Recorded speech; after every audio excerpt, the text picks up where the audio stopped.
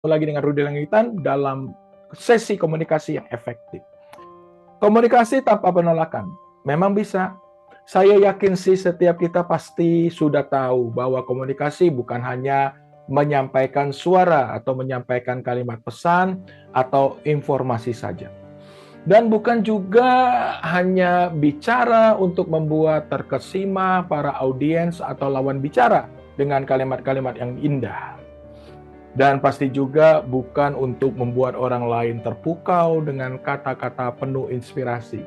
Tetapi komunikasi adalah tentang respon, feedback, dan tindakan. So, keberhasilan komunikasi yang efektif hanyalah bisa diukur dari hasil respon atau dampak yang dihasilkan. Ya, dengan demikian, esensi dari komunikasi yang efektif adalah memperoleh respon, yaitu untuk mencapai kesepakatan, komitmen, dukungan, dan tindakan. Betul kan ya? Semua aspek kehidupan ini, baik berkeluarga, dalam hal negosiasi bisnis, promosi penjualan, bermasyarakat, atau kehidupan sosial, tidak bisa lepas dari aktivitas berkomunikasi. Betul kan ya? Tapi tidak semua orang mampu berkomunikasi dengan baik dan efektif. Banyak orang justru ketika mereka berkomunikasi, bukannya mendapat persetujuan atau kesepakatan dari orang yang diajak bicara, malah sebaliknya ditolak, bahkan dapat berdampak lebih buruk, bertikai. So, komunikasi yang efektif pada intinya adalah menolong orang lain atau focus to help dengan cara memberikan manfaat atau benefit bagi orang lain tersebut. Bukan kepentingan kita yang lebih penting, tetapi sesungguhnya kepentingan orang lain. Prinsip ini selaras dengan apa yang disampaikan oleh Stephen Covey dalam buku Seven Habits of Highly Effective. Seek first to understand and to be understood. Bangunlah kebiasaan mengerti terlebih dahulu, baru bisa dimengerti orang lain. Keren.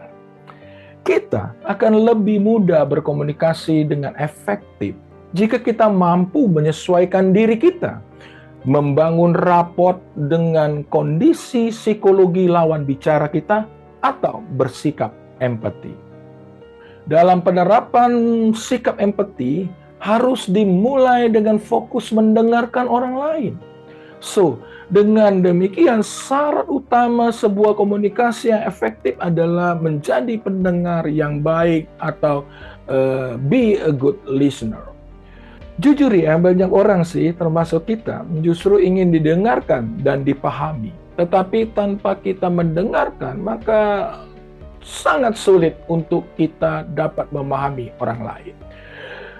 Banyak kita hanya ingin banyak bicara, too much talk, khususnya para pemimpin-pemimpin dan para salesman nih. Mereka tuh rada-rada malas untuk mendengarkan dan seringkali terlalu banyak bicara. Ingatlah para profesional, hanya dengan banyak mendengar, kita akan memahami apa yang kita komunikasikan dan mengerti siapa sih orang yang kita ajak komunikasi. Banyak proyek atau program perusahaan kemudian gagal, tertunda, atau macet di tengah jalan gara-gara komunikasi yang buruk atau tidak efektif. Dan biang keroknya adalah komunikasi yang tanpa mendengarkan. Kemampuan mendengar secara aktif inilah merupakan proses untuk kita mendapatkan informasi yang bertujuan untuk mendapatkan pembicaraan yang objektif dan melihat masalah dari berbagai sudut. Dengan kita terlatih untuk mendengarkan dengan aktif, maka kita akan mudah memahami orang yang diajak komunikasi, serta memahami masalah atau isu yang sedang dibicarakan. Bahkan dengan sangat mudah untuk mencapai kata sepakat atau menerima pendapat orang lain. Ya, setiap orang pasti memiliki kebutuhan. Ada kebutuhan untuk didengarkan, ada kebutuhan untuk diperhatikan, dan ada kebutuhan untuk diterima. Dan komunikasi kita akan sia-sia atau ditolak jika kita tidak bisa menjawab kebutuhan itu. So, dengan demikian komunikasi yang efektif jika kita mampu menjawab kebutuhan orang yang kita ajak bicara. Komunikasi yang berfokus untuk menolong atau menjawab kebutuhan orang lain tidak akan pernah ditolak. Dan biasanya komunikasi yang dibangun adalah komunikasi yang konsultatif, bukan hanya direktif. Ada 3 kunci utama dalam komunikasi yang efektif yang telah kita pelajari, yang tentunya anti penolakan atau tidak akan pernah ditolak. Yang pertama adalah komunikasi kita harus menjadi sarana penyalur manfaat dan benefit bagi orang lain. Yang kedua adalah kita harus menjadi pendengar yang baik. Dan yang ketiga, yang tidak kalah pentingnya adalah komunikasi yang menjawab kebutuhan orang yang diajak bicara.